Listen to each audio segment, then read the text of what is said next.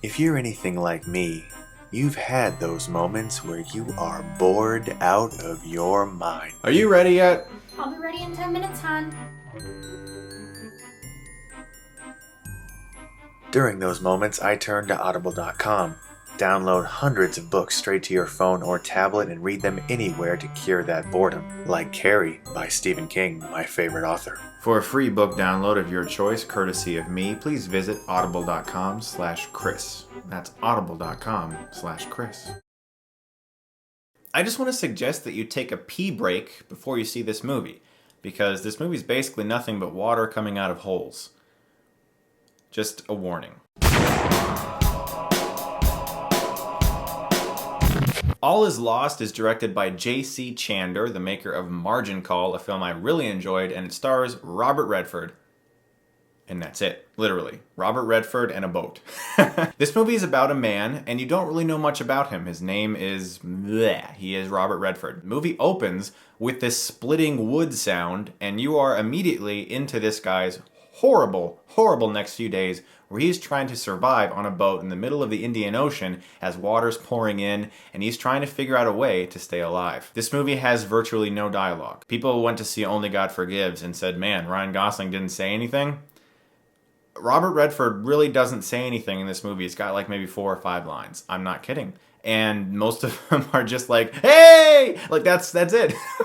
And you can look at that and say, that sucks. That's gotta be really boring. No dialogue, just on a ship trying to survive. And while there are aspects of this movie that definitely could have been cut down a little bit, could have been some more backstory that perhaps could have made us care a little bit more about his character, that could have satisfied me. This is a very impressive movie for a few other reasons. For one, it's just nice to see a movie that actually has this much balls. The script is only 32 pages long according to the IMDb trivia. That's crazy. There really isn't any dialogue in this movie. There's only a very small handful of lines, and most of them are just him trying to talk to somebody on the radio or something. That's really all this movie has to offer in regards to dialogue. This is an extremely quiet, meditative movie where you get to watch one man thinking about his life, trying to figure out a way to survive, and that's really it. It's like 127 hours minus the dialogue and minus the arm cutting scene. I've always liked Robert Redford. My parents showed me Jeremiah Johnson when I was a little kid, and I immediately liked the guy. And speaking of that movie, that's another movie he made that was very much so, not too much dialogue, a man trying to survive in the wilderness.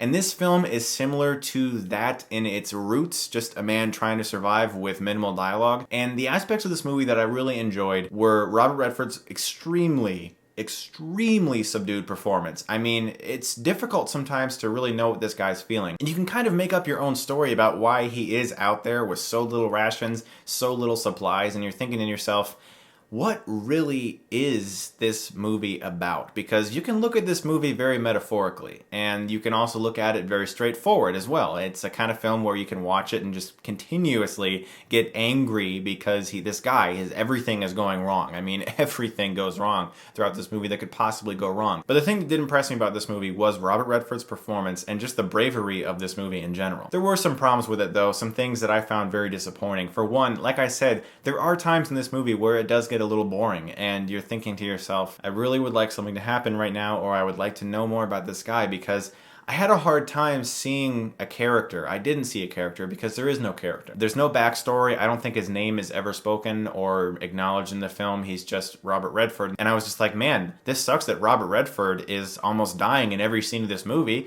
I hope he survives. And so for that reason, I was a little let down because I wanted to get into a character and not just the situation. And the movie is so much about the situation that I couldn't care as much about him because I didn't care about him as a character. I like Robert Redford, he was great in the movie, but I wanted to know more about his character. But what was so effective about this movie was how isolated I began to feel as the runtime continued. You begin to feel absolutely alone. You really feel this guy's plight.